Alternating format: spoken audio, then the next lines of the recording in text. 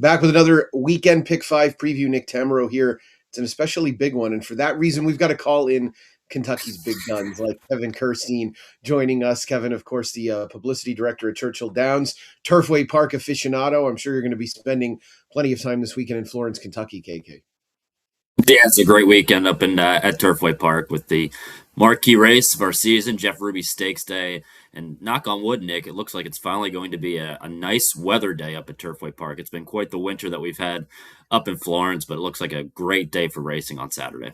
Yeah, you've only waited 4 months for it, but good things come to those who wait, or so they say. We're going to cover the Bayou Bluegrass Pick 5, which is a special 15% takeout, $1 minimum wager, linking up 3 wagers at Fairgrounds with 2 wagers at Turfway. So we're going to go in order, of course, beginning with the New Orleans Classic, which goes as race number 9 on Saturday afternoon at Fairgrounds. But before we say that, we have a $2,500 hit it and split it offer for everybody that gets involved. Opt into the Bayou Bluegrass Pick 5, hit it and split it, get your share of $2,500. We also have another bet back offer for Saturday's card at Fairgrounds. $10 win bet refunded if your bet finishes second or third in there. So do that. I believe that's at Fairgrounds and Turfway, but I'll be corrected on that momentarily and then let you know by the end of the show. But a $10 bet back, great opportunity. Guys like us have our win bets finish second and third all the time, right, KK? All the time. It's the most frustrating thing about it. But, hopefully we just have to link them together for this Bayou Bluegrass Pick 5, and then, we'll have a couple of choices in each one of those races to have as backups. Exactly right. That's what we're going to try to do. So let's start with this New Orleans Classic. A field of 6 has been drawn. My understanding is that Accelerise is going to run in the Essex up at Oaklawn, a race in which he was cross-entered. It makes sense given that Todd Pletcher also entered life and times in here. I got to say, KK, I've not seen a lot of 5-horse fields where 4 horses are speed. Yeah, this is a wild early pace scenario in this race. I think that's what is going to be such a puzzler for a lot of handicappers to try and, figure out their tickets for this Bayou Bluegrass Pick 5, because do you play this race to collapse, or do you play like a horse like Touch Upon a Star, who's just, so talented and has the resume that just backs up so many of his accolades to be able to, have things go his own way on the front end? It just doesn't appear that way because there's so much early pace in this race that I can't see how it doesn't collapse.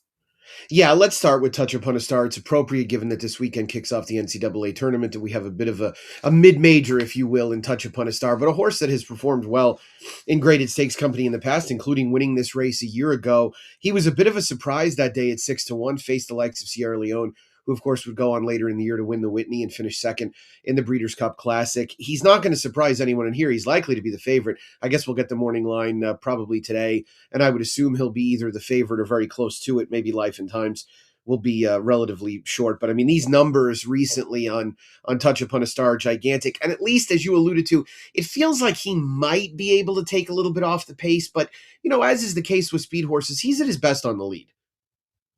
Yeah, he really is, and he's always been well spotted throughout his career for Jake Delhomme and his family, and so they're finding the right spots to run him in, and I just can't see a scenario in this race, Nick. Like, he can win this race just because of how talented he is on his class level alone, but I just can't see a scenario where he's going to be running his top race, top speed figure with the pressure that he'll face up front, and especially with drawn towards the inside of some of the other speed in this race. Yeah, that's what led me to Corporate Power. And I know this is going to become sort of the universal obvious idiot pick. And I've often been a universal obvious idiot. But this is the only off the pace horse, right? And his comeback race was good. He didn't face a bad field that day. It wasn't a great field, but he did what he was supposed to do. Now it's second off the layoff for Steve Asmussen. He retains Lasix. Being in Louisiana. And I think that's a big deal for this horse, who always hinted at having some ability. He was a trendy, wise guy type pick in the Travers a couple of years ago that ultimately was won by Fierceness because of the quality of the race he had run when he stepped up in competition into the Curlin. He had won the Sir Barton, obviously, a little bit earlier in the year. So he was the one that I could make the best case for, coming from a little bit off the pace. That's also going to be a decent price. I can't take Life and Times in here at a relatively short number, given the way he capitulated last out in the Hooper. I understand Knightsbridge might be the best active horse in the country right now. And I also didn't want to believe in Westwood, who did take a massive step forward on some measurable speed figures in winning the San Pasquale last out. Peter Urton scratched this horse out of the big cap. Unless there was something going wrong, he had to be kicking himself as he watched the stretch drive of that big cap. It wasn't going to take much better than this horse ran last out to win it. Yeah, I completely agree with all those sentiments. And the only thing that worries me with Corporate Power, and I'm using him as an A on my Bayou Bluegrass Pick Five ticket, is just he still needs to improve probably, I don't know, 8 to 10 figure points if you're looking at either a buyer or breaking that scale just to, be competitive in here. He can do so because he's the lone horse that wants to be from off the pace, but he still needs to run a better race than he did in his first start off of the layoff. So he does need to improve, but yeah, he's a universal horse that will close from off the pace. The other one is Not This Boy, who I found a little bit interesting too, because I don't think he needs to be on the lead. I think, sort of like a touch upon a star, sort of like some of these others in this race. He does his best running on the lead, but I think he can lay just off the pace. So if he's able to, maybe take off in that second flight, he may be one that could get first run over a horse like Corporate Power and be able to get the job done. So I just land on both of those two horses to kick off this wager. But I think Corporate Power, just with his late running style, is the most likely horse to be able to close into this pace if it collapses at the quarter pole. Yeah, we're in lockstep on this. I thought Not This Boy was interesting amongst the speed horses, and there's an argument to be made based on that June win last year at Churchill. He might be a little bit better with a target. He also has run appreciably faster, not only in terms of final time figures, but in terms of pace figures in his last four starts. And I think that's a big deal because now if he's in a scenario where he takes back a little bit off of it, he's going to have a little bit more finishing power than some of the horses in this race. So we're going to start this thing off with the 5 and 6 and try and beat the favorites towards the inside. Of course, I don't think we'll shed a tear if Touch Upon a Star is able to score another victory in here, just not with our money. Second leg of this sequence is the Bourbonette Oaks going a mile and a 16th on the Tapeta up at Turfway. KK, where did you land in here? Are you on the Cincinnati Trophy horses? Or are you looking for a stranger? It's really interesting because I'm curious how the race will get bet itself, both in this wager and then just sort of a standalone. Because Resplendence was so impressive, I thought last time out. Even though she got everything her own way in that Cincinnati Trophy, she broke from the rail in that race. She's going to break from the rail in this race again, but she's going to have more company on the front end and will go, I think, a whole lot faster than that 25-second opening quarter mile as she did in the Cincinnati Trophy. So in this race, if I'm playing the ticket, I think this is a spread race just because she's not going to have everything go her own way. Paulo Lobo has said the Tapeta surface has just really woken her up. He said this was probably the best 2-year-old that he had in his barn last year, and just took some time to develop. He gave her some time over the winter, and now she's come back at Turfway Park and really started to wake up. So, I'm very curious if she can back up that Cincinnati Trophy. Just the glowing words that Paulo has spoken about her. I can't, toss her from my ticket. So I'm using her. I'm using the 1, 8, 9, and 10 in this race as the 4 sort of A choices in this wager. Scratch, it's interesting, Nick, because sort of what do you do with her? Because invading from Southern California for Brad Cox needs to get faster, but I think she's going to take some money in here. Yeah, I agree, and I think you're paying the tax that accompanies horses trained by Brad Cox and ridden by Irad Ortiz Jr. And this is just not really a situation where I want to do it. I wish she had a race in her. I understand Brad's just looking for a starting point. Obviously, wants to get this filly to the Oaks if he can do so. Her ability on dirt is unknown at this point, and he's even trained her most recently on turf, which leads me to believe she can barely stand up on dirt. But that's a question for a different day. I wanted to be against her. Of the 4 horses you mentioned, I think the one that I liked most was the 9 Lovely Gray. I thought I liked the running line last out, rallying into that pace. Rosario getting on board. It's going to be a drop back, 1-run type trip. This is a horse that was always cut out for distance. I think based on the way Kelsey Danner campaigned her last year, going to a route at Colonial and just career start number 2. It will obviously be a very popular social media win with her owned by the Go-Go Gray stable. Would be their first stakes win as well. And I think the horse fits very well. I love the forward pattern. We talk endlessly this time of year about 3-year-olds that have taken a step forward and what we want to see from them as they turn the calendar to the next year. And I think she's done exactly that. So I wanted to go to Lovely Gray. Bless her is a horse that I had a hard time gauging.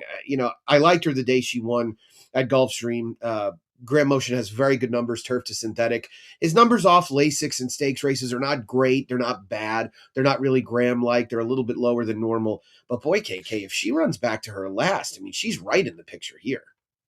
Yeah, and that's why I thought she was maybe a wild card to use in this race, just because, just a simple fact. If she runs back to her last race, she's, the one to beat, and she's what, 8-1 on the line. So, it's a big question mark. Can she run back to that last race? But I think she has to be used in a wager like this, just because I'd be kicking myself, throwing her off and not including her just because of that last race that she ran at Gulfstream Park and the speed figure that she got. Any love for the two resists. She was the third place finisher in the Cincinnati Trophy. I thought you could make a little bit of a case that she was too involved early. It's counterintuitive given how slow the pace was, but she had been effective in her first two starts as just a drop back one run. And I thought maybe expending a little more energy early perhaps cooked her in the closing stages of that race. I felt like I can maybe make her a backup. Yeah, she's interesting. I watched her school in the paddock on Wednesday night at Turfway, and she is the type of filly that's a really good feeling filly. She was on her toes. So the thing that just might worry me a little bit is just with the large crowd that's going to be at Turfway, breaking in front of the stands, that she might be a little bit, too amped up and going to get involved too early in this race. So that's the one thing that worries me, just the way that she acts. And I saw her act in the paddock both for the Cincinnati Trophy and then earlier this week schooling. So if she's able to make that one run, yeah, she's I think could get first run on the closers in this race. But it just have to sort of see how she's acting in the paddock to see You if she's included the maybe going to 10. get involved too early. Right, right. No, that makes sense. You included the 10 La Vie Lumiere, who won the Blue Norther two back, faltered last out in the Surfer Girl down the hill. Michael McCarthy going back to a route of ground with her. I actually think this horse wants to go shorter. I don't really know why she didn't do any running after she got in a little traffic trouble last time out, but she was one that you wanted to have on your ticket. Yeah, she's just sort of interesting. It's weird how some of these turf horses, when they transition to the Tapeta at Turfway, some of them I think take to it very well. There's others that I've seen this winter that when they experience some of the kickback on the Tapeta, it almost could play like a dirt course where they're getting the Tapeta kicked in their face, and so it acts like a dirt race. I think the outside post for her is going to work out well, and if she's able to sit in the clear, I think is going to be the biggest advantage for her. So that's why I wanted to use her, just because out of all the horses that in this race, and then we'll talk in a minute about the Jeff Ruby Stakes that are turf transitioning to the synthetic. I think that you need to have sort of that outside in the clear trip if for those turf horses that are not used to having any of that kickback come in their face.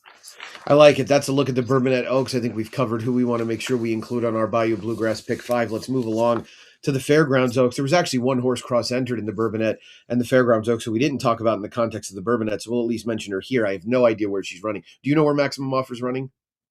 Yes, he's going to be running it in this race at Fairgrounds. Okay. I figured that was why I wanted to wait, given that she's stable down there. Well, the Fairgrounds Oaks really, KK, boils down to how you feel about Bella Ballerina. I'm guessing she'll be somewhere around even money or 6-5 on the morning line, and looms a very heavy favorite off a pretty game win in the Rachel Alexandra. This time of year, we poke holes in just about every performance, so I think there were a lot of people that didn't feel like she ran as well as maybe we thought last time out. I thought she ran fine. I don't have a big argument, but I've got to say, I really like Life of Joy. I think if you go back and watch Life of Joy's replay at Tampa, there were a number of excuses. Now, no denying she was not as good as Bella Ballerina last year. Bella Ballerina ran way better in the Goldenrod when Life of Joy ended up getting up for fourth, but there haven't been a lot of opportunities for Life of Joy to really put it all together. I think this is one in a more compact field. I think it's a pretty cagey move by Brad Cox sending her over. I would assume she's looked pretty good in recent training. That Suncoast, she broke slowly. She moved up around the outside, and Irad really rode both Zany and Life of Joy that day by putting Zany right behind her and outside of her. And he knew whenever she moves, I'm going to move, and I'm just going to kind of swamp him from there. And I think the work she had done up to that point was enough for me to try her right back here. So I'm going with a slight upset with Life of Joy in the Fairgrounds Oaks. How about you? Yeah, I'm using her on my ticket just for all those reasons you stated above. It sort of seems like this winter there's a lot of trainers, Chad Brown, Brad Cox, Todd Pletcher, sort of all about timing for these 2-year-olds that are coming back for the 3-year-old campaign and trying to get the most spacing they can between races, whether it be for the Kentucky Oaks or for the Kentucky Derby. And I think Life of Joy did just that in that Suncoast.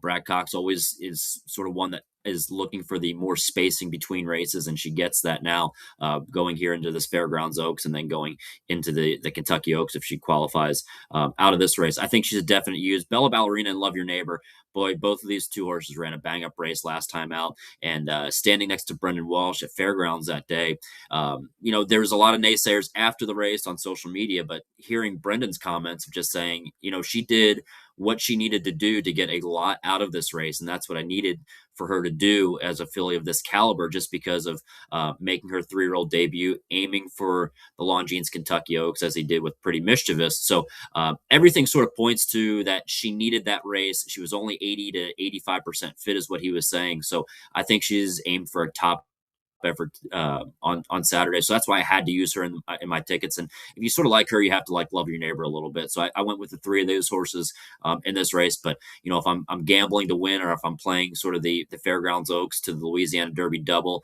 I might key in on Life of Joy just like you. Yeah, I think that's exactly the way I would approach it. We mentioned Maximum Offer, who was fourth in the Martha Washington. That was won by Search Party. Newtown Pike, who's one door to the inside in this event, was second in there. I guess it's sort of a mixed bag on the Martha Washington form, right? The one horse out of it that did no running whatsoever came back and ran very well in the Honeybee, and the principals from that race came back and underperformed. And I think that speaks more towards the top 4 horses than it does Counting Stars, who was a total no-show that day. I don't really love the form of that race. I think they're a cut below than the likes of Life of Joy and Bella Ballerina.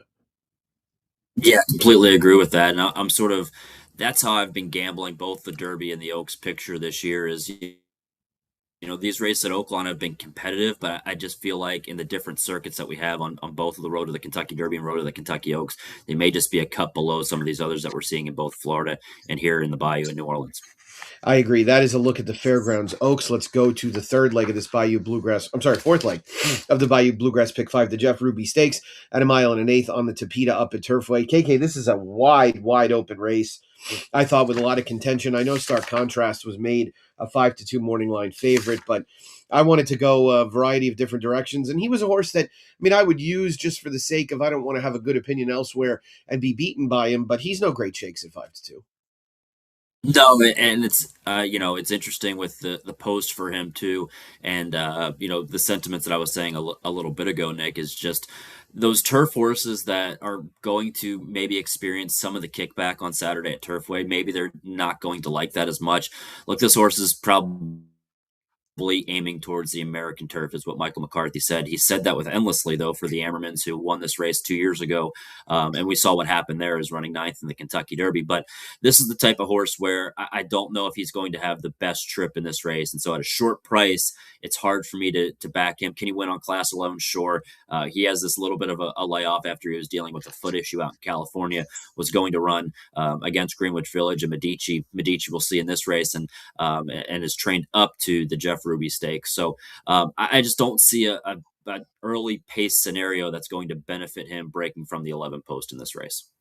I agree. I thought they're going to go relatively quick in here. Their speed there's pressing speed all over the place. There's no, runaway front running type, but that does feel like it could end up parking a horse like Stark Contrast awfully wide.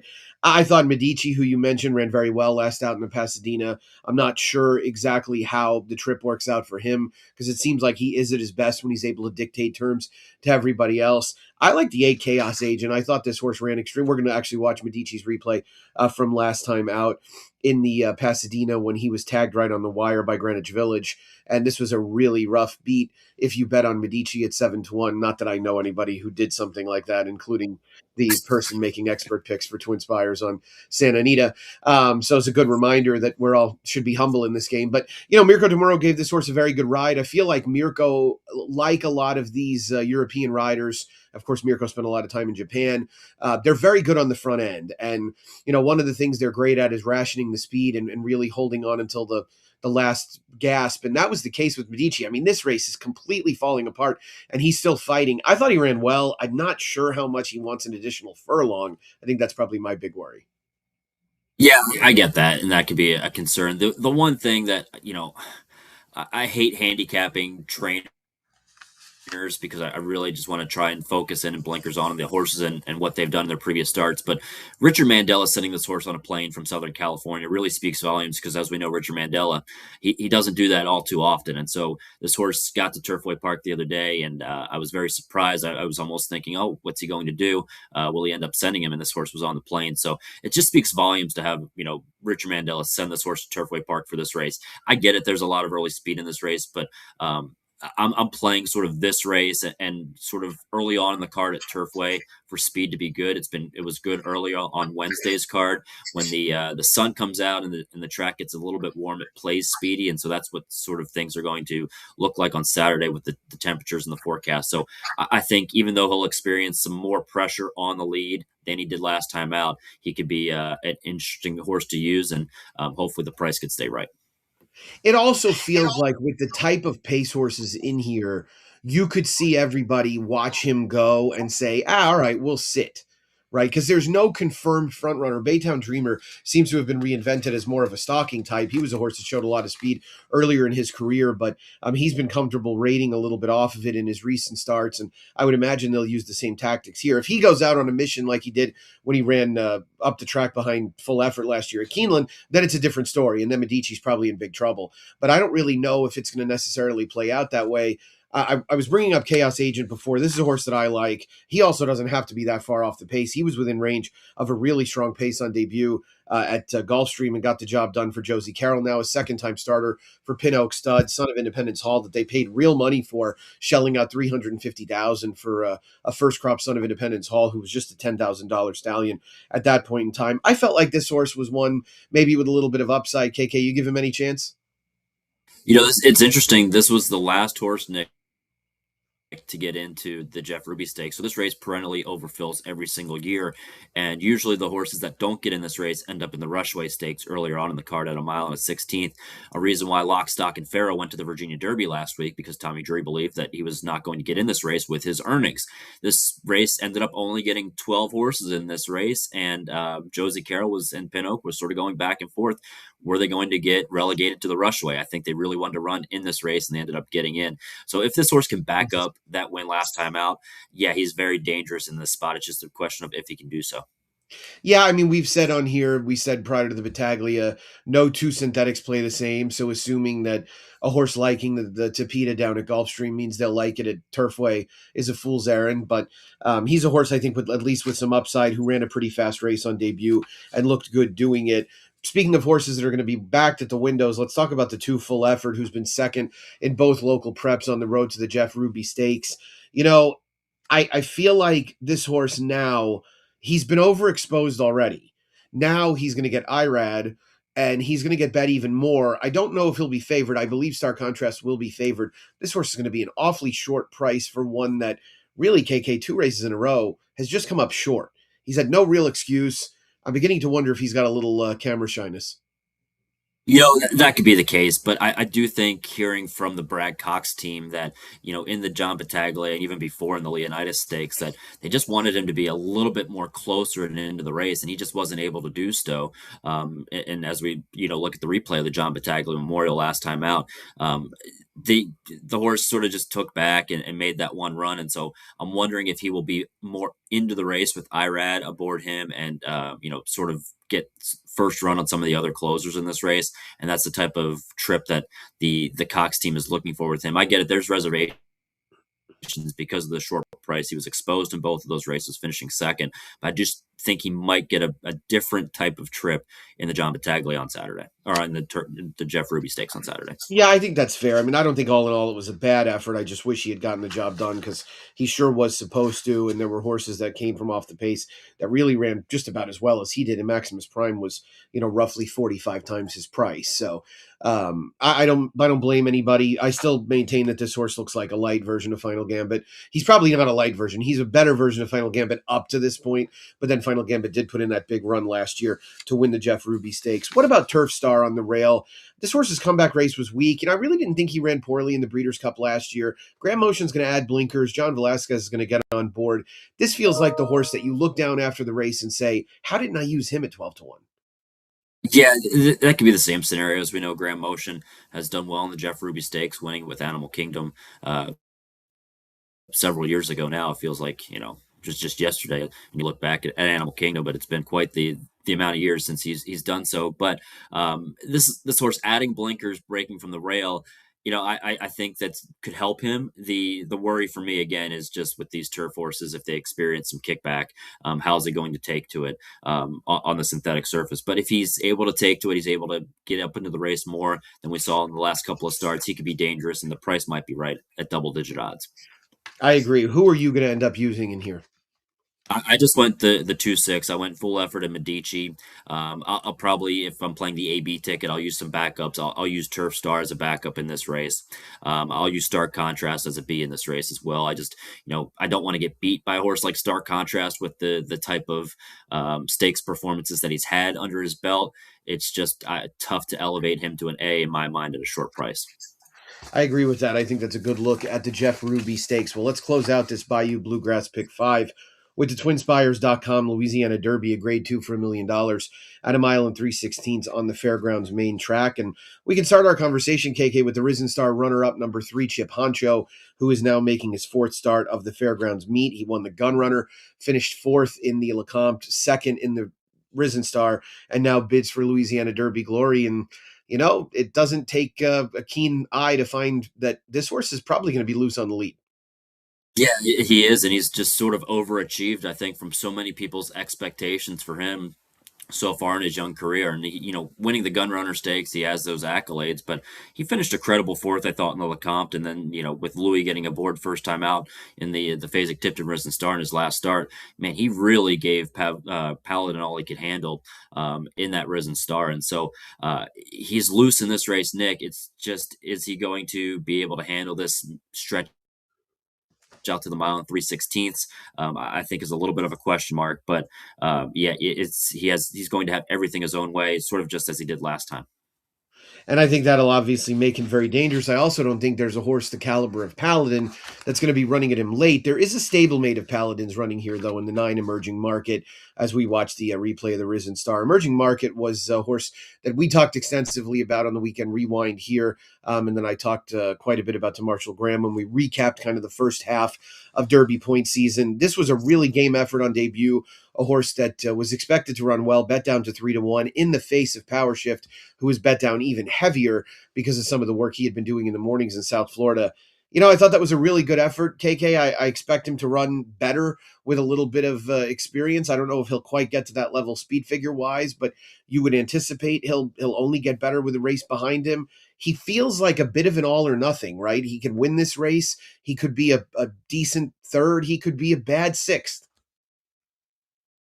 Yeah, that's, I think, a great way to put it, because I feel like, all eyes were on Power Shift last time in the Tampa Bay Derby 2 weeks ago, just because of that maiden race down at Tampa. And he disappointed, but the thing that I think, looking at Emerging Market in this race, he gets the 2 weeks of extra rest after running a very big speed figure on debut. So was it sort of that quasi bounce angle for Power Shift in the Tampa Bay Derby versus Emerging Market in this race?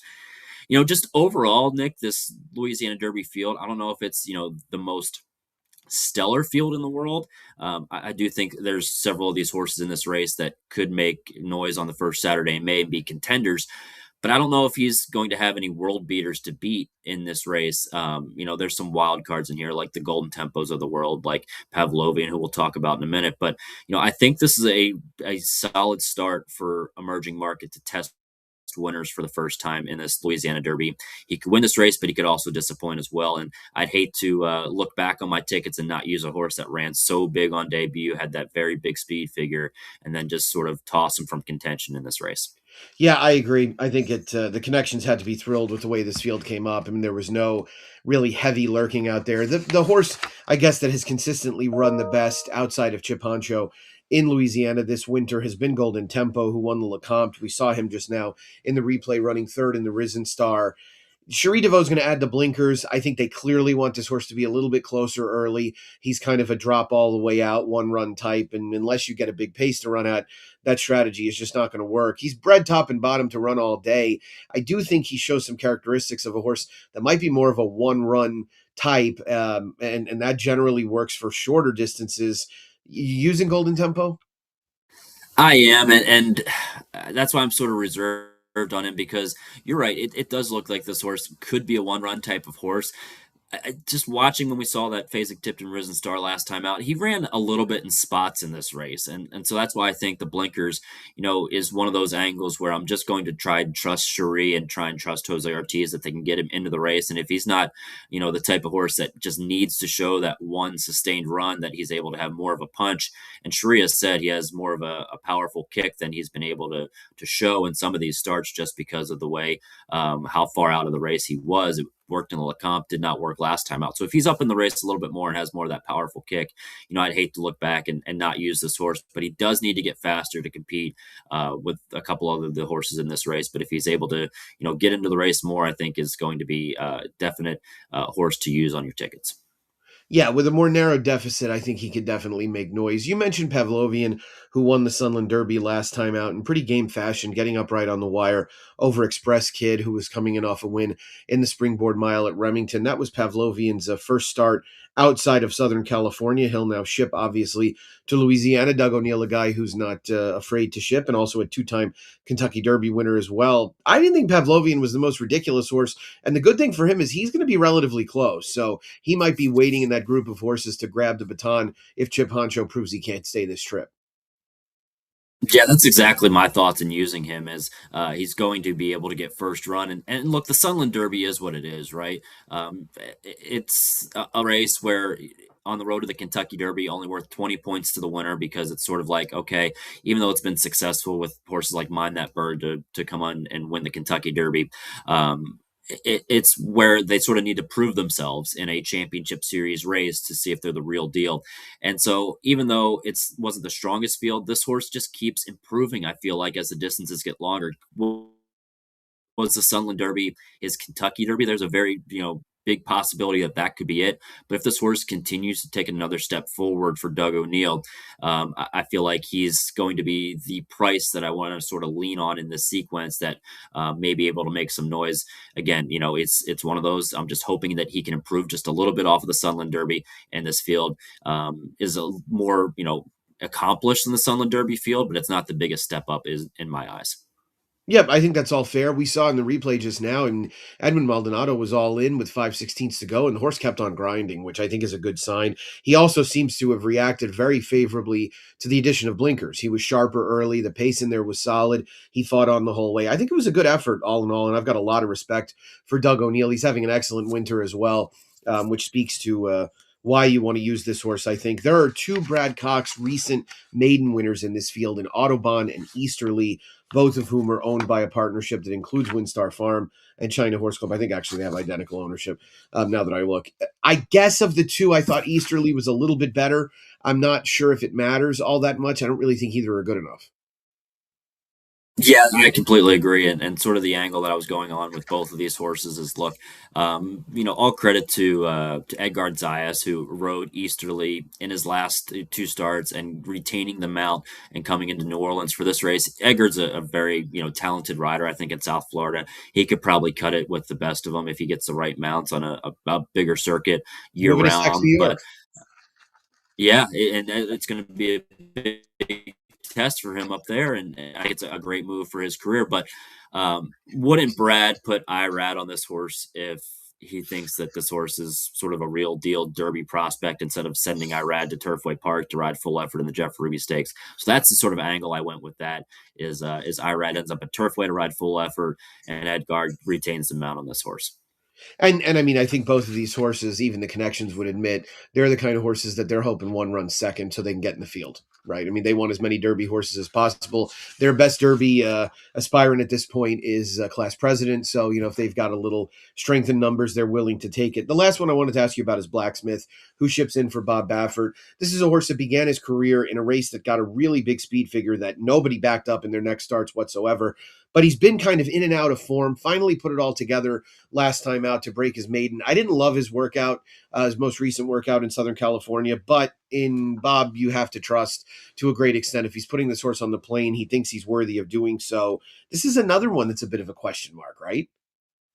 Yeah, between if you sort of rank the Bafferts as we've seen this winter in Southern California, there's been a lot of them that have disappointed. So I don't know if there's the best stock from the Bob Baffert barn in California, and Blacksmith sort of like his stablemate Cherokee Nation taking a long time to break their maidens, and so I prefer, like, I think both of these horses sort of look the same. I'd prefer like a Cherokee Nation over this horse, and Cherokee Nation we'll see in the Santa Anita Derby. So yeah, it's just one of those where I'm sort of fading the Baffert horses this year just because I don't think they're the strongest bunch that he has compared to year in and year out. But it is something to say that he's shipping a horse to Louisiana because he hasn't done so in a number of years. He's shipping to Louisiana. He's shipping to Keeneland. He's shipping to Aqueduct. He's got the Baffert Armada is going to be unleashed throughout the country, and we'll see how that goes. Obviously, through this final round of preps. Well, that's a look at the Bayou Bluegrass Pick 5. Should be a really fun sequence.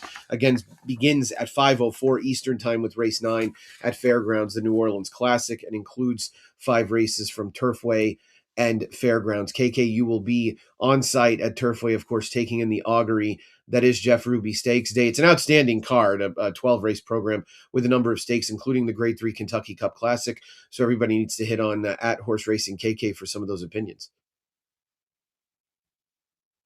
Yeah, it's going to be a great weekend of racing, both at Turfway and at Fairgrounds. And yeah, save some of those bullets for this Bayou Bluegrass Pick 5 with the dollar minimum wager. It's going to be able to pay pretty well because compared to a 50-cent denomination. So save some of those bullets early on from the Turfway card, or try and double or triple those bullets because there's some very competitive maiden and allowance races before the stake sequence kicks off.